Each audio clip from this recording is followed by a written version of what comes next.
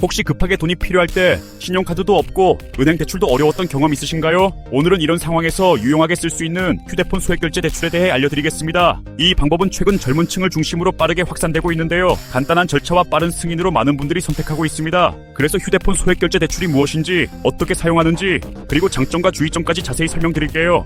영상을 끝까지 시청하시면 본인에게 맞는 현명한 금융 선택을 할 수 있을 겁니다. 휴대폰 소액결제 대출이란 휴대폰 결제 한도를 이용해 현금을 대출받는 서비스입니다. 통신사 결제 시스템을 활용해 별도의 신용평가 없이 간단하게 이용할 수 있다는 점이 큰 특징이죠. 일반적으로 소액 즉 30만 원에서 많게는 100만 원까지 신청이 가능합니다. 특히 신용카드 발급이 어렵거나 신속한 자금 조달이 필요한 분들에게 적합합니다.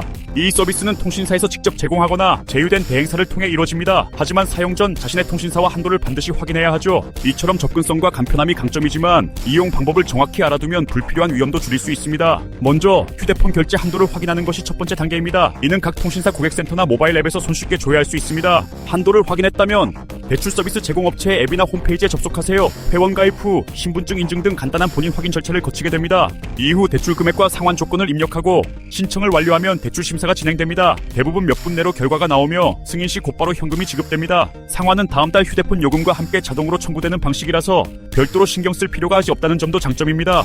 가장 큰 장점은 신용 등급과 무관하게 누구나 간편하게 이용할 수 있다는 점입니다. 별도의 서류 제출이나 복잡한 심사 과정이 필요 없죠. 또한 은행 영업시간과 상관없이 24시간 언제든 신청할 수 있어 시간에 구애받지 않습니다. 게다가 승인 속도가 매우 빨라 긴급한 상황에 유용하게 사용할 수 있습니다. 신청부터 현금 수령까지 전 과정이 모바일로 가능해 오프라인 방문이나 대면 절차가 필요 없습니다. 이는 특히 바쁜 직장인이나 학생들에게 큰 메리트입니다. 상환도 자동으로 이루어지기 때문에 연체 걱정이 적으며 일정 금액 내에서는 자유롭게 재이용이 가능하다는 점도 주목할 만합니다. 하지만 몇 가지 주의해야 할 점도 있습니다. 첫째, 수수료와 이자율이 비교적 높을 수 있으니 반드시 확인해야 합니다. 둘째, 한도를 초과하거나 연체 시 신용등급 하락 등 불이익이 있을 수 있습니다. 그래서 상환 계획을 세우고 필요할 때만 신중하게 이용하는 것이 좋습니다.